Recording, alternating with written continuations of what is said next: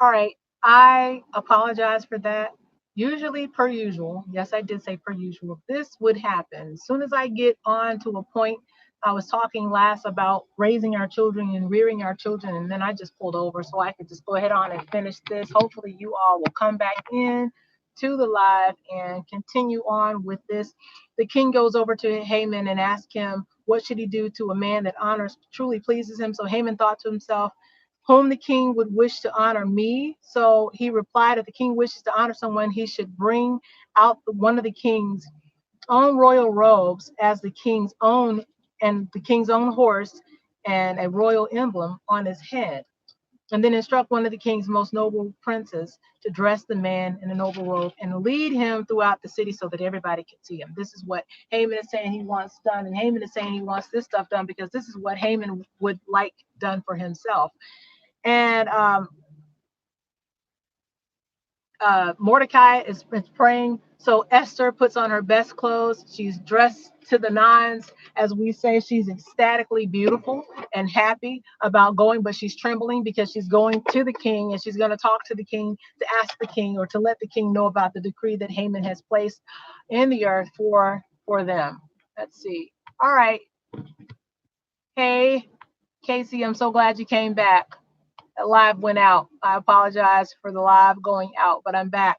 So they go in and she goes to the king. She asks the king if she could have something. And the king says, yeah. She says, well, basically, I'm not going to tell you what I want. I just want to know if you will give me whatever it is I'm asking you for. So he says, okay, well, what is it that you want? So she says here, this is 7, the 7th verse of Esther. So she says, if your majesty is pleased with me and if he thinks it is right, send out a decree reversing Haman's orders to destroy the Jews throughout all the provinces of the king.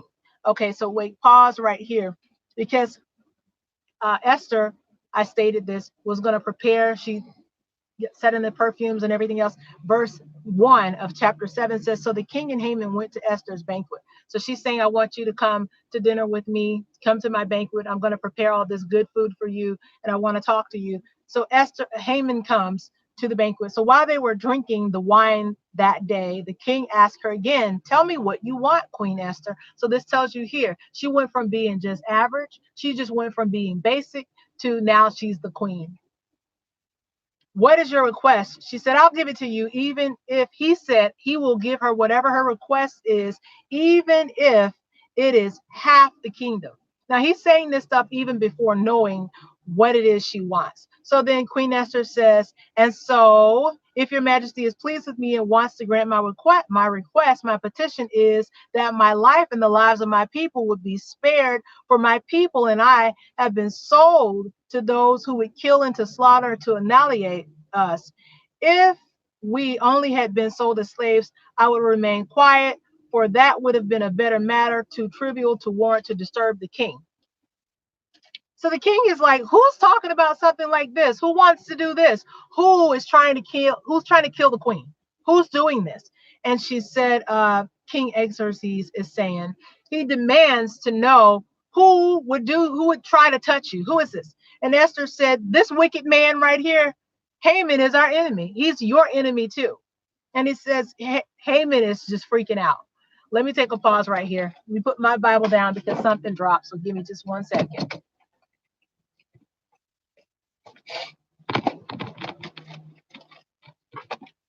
Haman is sitting there at the other side of the. Ow! I just pinched myself.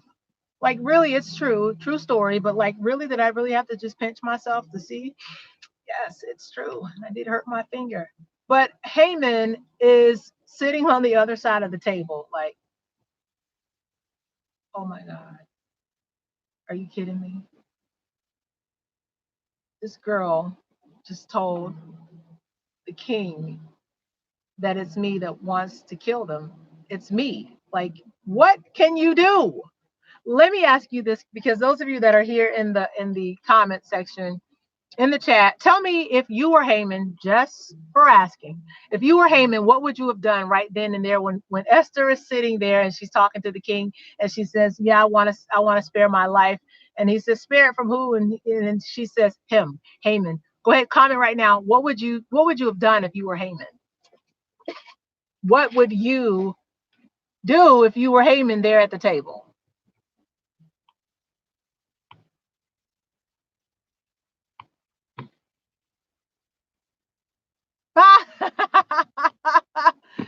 Casey, you were funny. You said you would run. You would run. I think I probably run after I fainted. She pointed him out. She says it's him. And then as she says it's him, so the king is livid. He is upset. And as he's upset, he says here, King Xerxes goes over to Haman and says, did you do this? And Haman is just sitting around like, are you kidding me? This is it. So the king says to Esther and Mordecai the Jew, I've given Esther the estate of Haman, and he has been hanged on the gallows. So because he tried to destroy the Jews. So let me just take one step back. Here it is, because now Esther goes in and she says, on that day, King Xerxes goes, he gives the estate of Haman. Well, let me just take one other step back, because after she says that, the king gets mad. Verse 8 says, in despair, he fell on the couch. This is Haman. So he didn't run. He fell on the couch where Esther was reclining. So Esther's sitting back and he falls on the couch. Really? So then, just as the king returned from the palace garden, will he even assault the king right here in the palace before my eyes? The king roared. The king is livid. So then, as soon as the king spoke this, the attendants covered Haman's face, signaling his doom. So, Haman, you're a dead man. This is it. So then Harbona, one of the king's eunuchs, said, Haman has set up gallows that stands 75 feet tall in the town, in his own courtyard at his house. Now, he told his wife that he was going to do this, and the sons knew it too. So he intended to use it to hang Mordecai. This is what he intended to do to Mordecai. And the man who saved the king from assassination. So then this is what the king is saying, then hang Haman on it. The thing that he wanted to hang Mordecai on, hang Haman on it. So then the king ordered, so then they hang Haman on the gallows and that he had set up for Mordecai, and the king's anger was pacified. So the king was good after Haman was killed. So then on that same day, this is chapter 8, same day, King Xerxes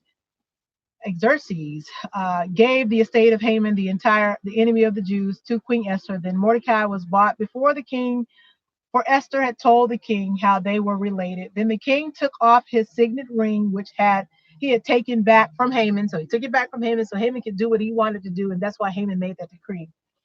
And he gave it to Mordecai. So then Esther appointed Mordecai to be in charge of Haman's property. So now, once more, Esther came before the king falling down at his feet. And she was begging him with tears to stop Haman's evil plot against the Jews. And again, the king held out his scepter, the golden scepter, to Esther. So she rose and she took it. And he said, if your majesty is pleased, and you think what I'm saying is right, send out a decree reversing Haman's orders to destroy the Jews throughout the provinces. So this is what I said before. So the king is saying, I've given Esther the estate of Haman, and he has been hanging on the gallows, but because he tried to destroy the Jews. Now go ahead and send out a message to the Jews in the king's name, telling them whatever you want. Whatever you want to say, King Xerxes is saying to Esther, whatever you want to say, do it. And then seal it with my ring that comes from your cousin Mordecai. So, but remember, whatever is written in the king's name and sealed can never be revoked. So on June 25th, the king's secretaries were summoned as Mordecai dictated that they wrote that the Jews and the princes and the governors and the officials over all the land from 127 provinces stretched from India to Ethiopia, the decree that was written in scripts and languages for all the people of the empire, including the Jews. Mordecai wrote In the name of King Xerxes, sealed the message with the king's signet ring. He sent the letters with swift messengers who rode horses, especially bred for the king's service. So then the king gives this decree for the Jews to defend themselves. And so if anyone that dare tries to go forth with whatever Haman said, they had a right. The Jews had a right to defend and to bear arms and to kill whoever came against them. So the Jews in verse 9 were delivered. So I wanted to share that with you. This is the very end.